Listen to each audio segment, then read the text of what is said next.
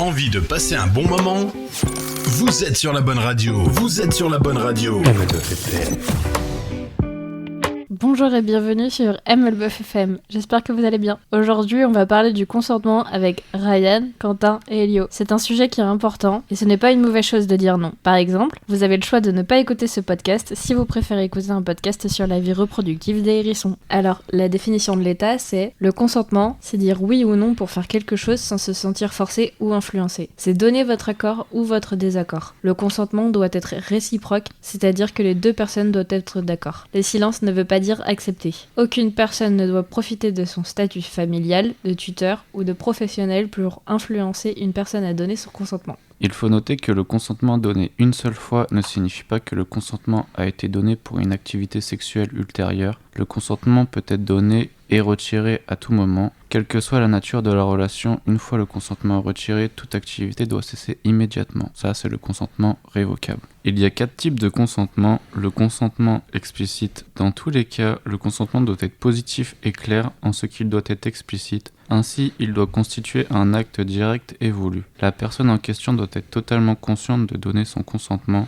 et doit effectuer elle-même l'action de donner son consentement. Alors maintenant, le consentement implicite. Le consentement implicite est un consentement qui n'est pas donné explicitement, mais qui peut être déduit compte tenu des actes du particulier et de la situation. Le consentement d'acceptation. Pour le droit civil français, l'acceptation est le consentement d'une personne, appelée acceptant, à une offre de contrat qui lui a été faite. C'est un acte unilatéral de volonté émanant du destinataire d'une sollicitation qui montre l'intention de celui-ci de conclure le contrat. Le consentement de refus. Une personne capable a le droit de refuser un traitement ou des soins ou de retirer son consentement à tout moment. Vous devez respecter sa décision, même si vous estimez que le traitement ou les soins sont dans son intérêt. Maintenant, on passe aux idées reçues. La première, c'est l'habit justifie l'agression. Moi, je pense qu'il faut être mentalement restreint pour penser que l'habit justifie ça. Ouais, je suis assez d'accord là-dessus. Rien ne justifie une agression, en fait. Tout simplement, que ce soit un jean ou une mini-jupe ou tout ce que vous voulez, il n'y a pas de raison. Le consentement est une contrainte. Non, pas du tout. Après, je suppose que les gens qui pensent comme ça se disent que s'ils demandent le consentement, ça va casser ce qui est en train de se passer, par exemple au vu d'une relation intime. Eh bien, on peut croire que ce n'est pas naturel, mais en fait, moi je préfère par exemple largement demander le consentement et casser la chose comme on dit, plutôt que de plus tard on me dise ben non, tu m'as pas demandé mon consentement, t'as fait ça naturellement, mais en fait moi je voulais pas. Donc vaut mieux prendre le temps de demander à l'autre ce qu'elle en pense, si elle est bien d'accord, etc., plutôt que d'attendre que un problème survienne en fait. Et des fois c'est plus beau et ça met un peu plus de tension de demander. La troisième idée reçue, c'est « Yael n'a pas dit non ». Elle a pas dit oui non plus. De mon point de vue, un oui ou non d'un signe de tête ne vaut pas un oui ou non verbal. Après, on disait justement plutôt, on parlait du consentement implicite. Tant que, si la personne a l'air de ne pas vouloir physiquement, il y a bien des signes qui montrent qu'elle est contre, tu peux pas dire qu'elle n'a pas dit non. Oui, c'est un peu comme l'excuse du mal de tête. Voilà, après l'excuse du mal de tête, ça prouve un manque de communication, quoi. Si tu te sens pas à l'aise pour dire non dans ton couple, c'est peut-être qu'il y a un problème un peu plus profond.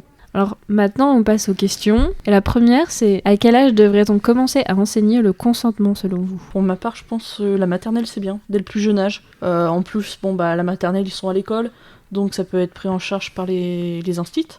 Mais après, il faut que ce soit bien fait aussi, il faut pas rentrer trop dans les détails, mais expliquer comme, par exemple, il y a une vidéo TikTok qui est sortie il y a pas longtemps là-dessus, où une institutrice a été interviewée. Je pense que d'une manière ludique, pédagogique, c'est-à-dire comme une chanson, faire comprendre à l'enfant que son corps lui appartient à lui, que personne n'a à le toucher s'il n'est pas consentant. S'il dit non, c'est non, et que personne n'a à le toucher s'il a dit non. Moi, je rejoins Elio sur tous les points. C'est rien d'autre à dire, c'est un 10 sur 10. Quels sont les défis spécifiques auxquels les personnes LGBTQ+, sont confrontées concernant le consentement ? Pour ma part, je pense que dans un premier temps, déjà, il y a une crainte du rejet et de la discrimination dans les relations personnelles.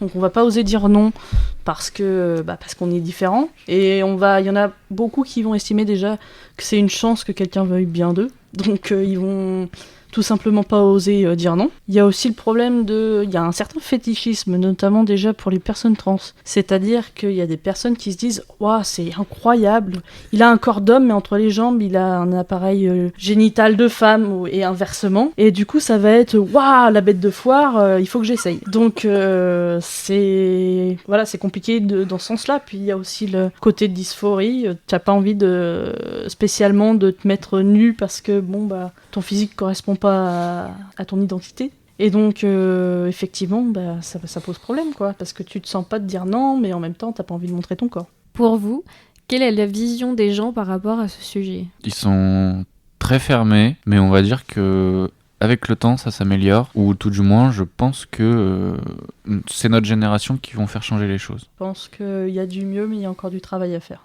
C'est un sujet très très tabou. Comment peuvent-ils s'informer pour que ça ne devienne plus tabou ?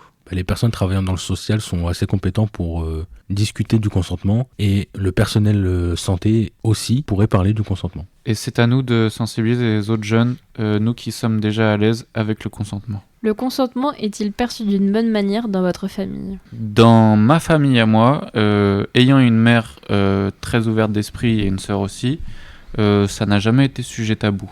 Et moi, le consentement, c'est une question de respect dans ma famille à moi, étant donné qu'on est une famille très respectueuse et qu'on a eu des histoires très compliquées avec les filles de notre foyer. Donc le consentement, c'était quelque chose qui n'est pas tabou chez nous. Pour ma part, dans notre famille, le consentement en lui-même est respecté, sauf pour certaines choses que mes parents n'arrivent pas à comprendre. Par exemple, si je dis non à mon père qui a la fâcheuse habitude de me claquer les fesses en passant dans la maison, lui dire non, en fait je ne veux pas, tu n'as pas à me toucher parce que tu en as envie, et même si c'est pour jouer, ça il comprend pas et il le prend assez mal quand je le reprends sur ce sujet-là. Moi, ma mère, elle comprend le consentement, mais elle le voit que d'une façon sexuelle et autre, et pas dans la vie de tous les jours. Moi, j'ai une anecdote préventive.